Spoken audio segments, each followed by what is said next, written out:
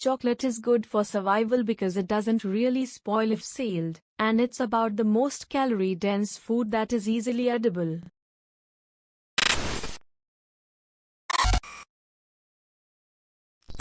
What is a basic survival tactic / rule / lesson that everyone should know? Bend your knees / elbows when bracing for impact. If you lock your joints, you're probably going to break something. Yes. One of my best friends was T-boned by one of those nightmare logger trucks from Final Destination.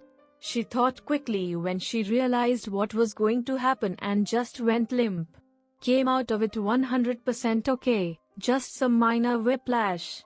This is why drunk people often get out of scraps with only minor injuries. Their bodies are limp.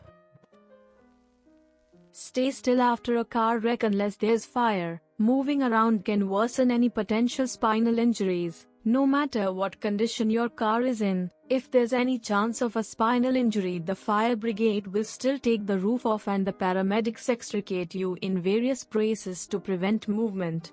My favorite incident of a car being cut open by the fire brigade is an incident in which a woman had a crash, but was then placed in a police car by a responding officer to keep her safe. The fire brigade showed up and cut the cop car open to extricate her. Hey, former EMT here, yes, and please allow emergency responders to examine you and treat you on the scene, if they deem it necessary.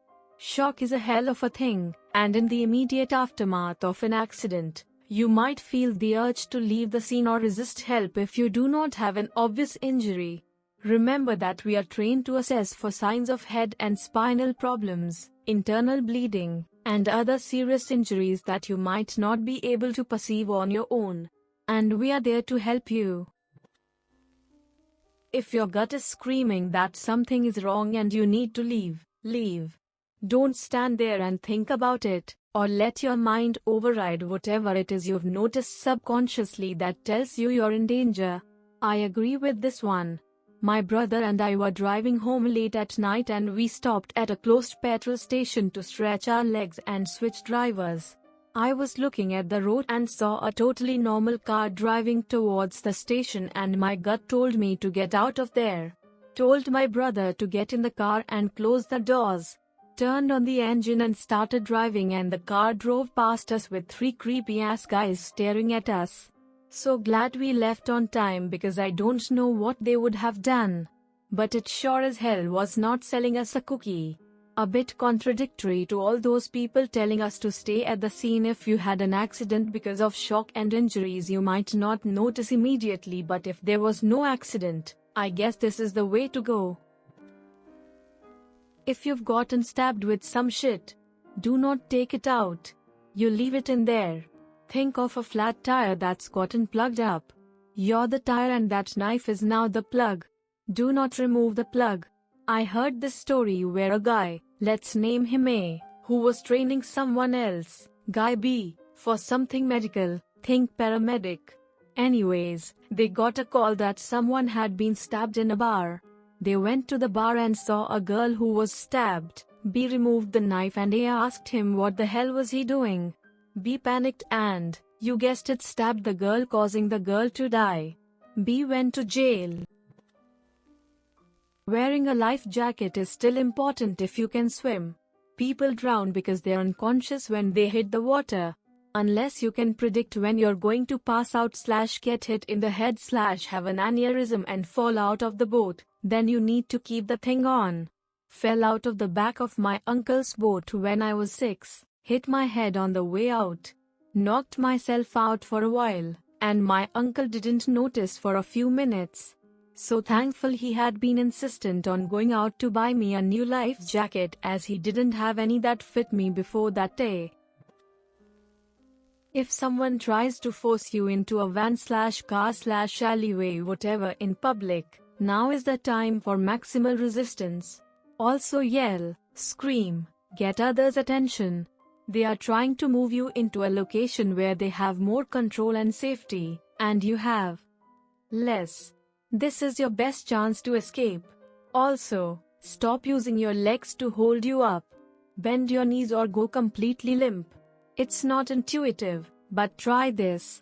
Grab a friend, with consent to the experiment, and pull them backwards. They will use their legs and most likely will actually walk themselves backwards because it's natural to do that if you feel you are going to fall backwards. This makes it quite easy for you to pull them with you.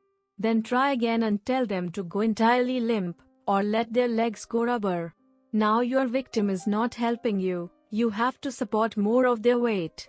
Meanwhile, hopefully your victim is using their arms and hands to poke your eyes out.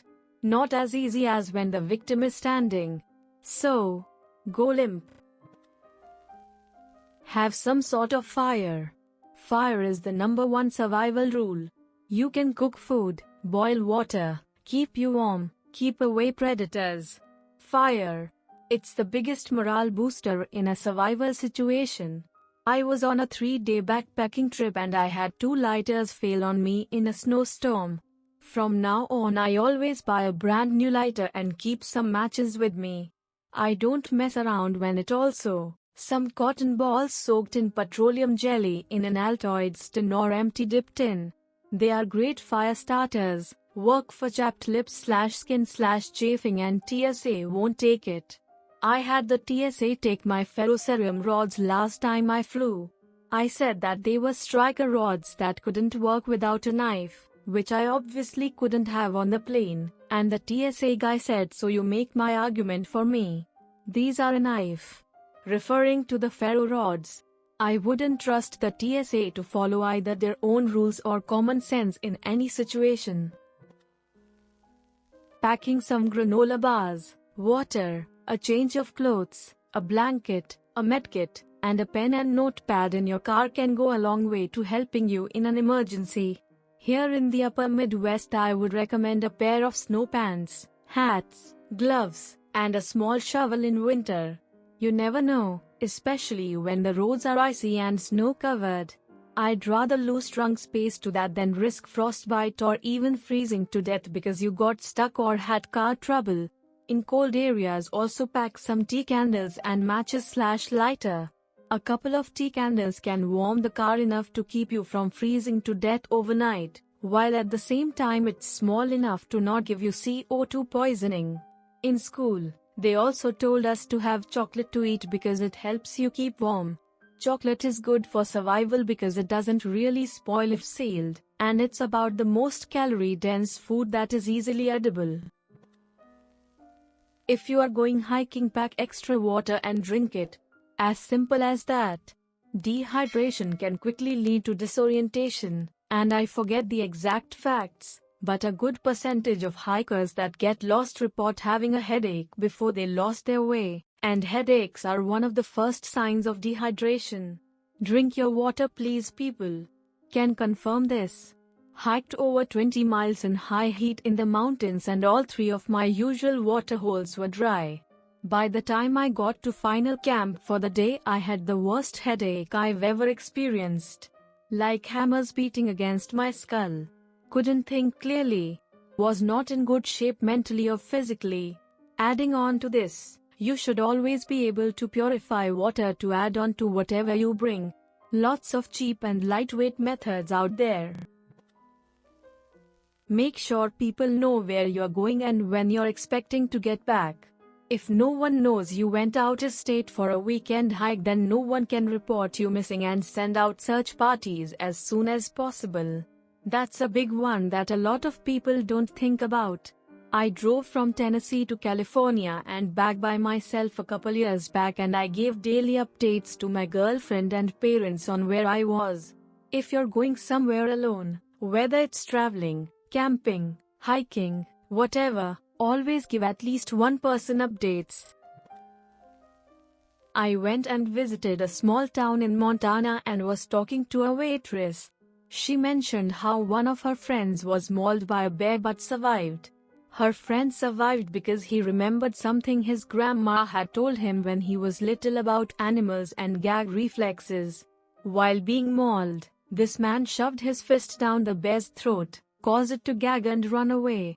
I don't know why, but I tend to think a lot about this story from time to time. It's so fascinating, and I hope I will never be in a position where I have to throw my fist down a predator's throat. I would have never thought to do that. That's actually great advice, and I am noting that. I used to be in grizzly territory a lot for work and was always freaked out if I came across one. What if it bites your arm off though? To be fair, better it bite your arm than your head. It will be too worried about choking to think about eating. The other option is to offer it your weak arm and use your strong arm to attack it, especially if you have a weapon of some sort. Go for the eyes. Thanks for watching. This time you have to take this video to 100.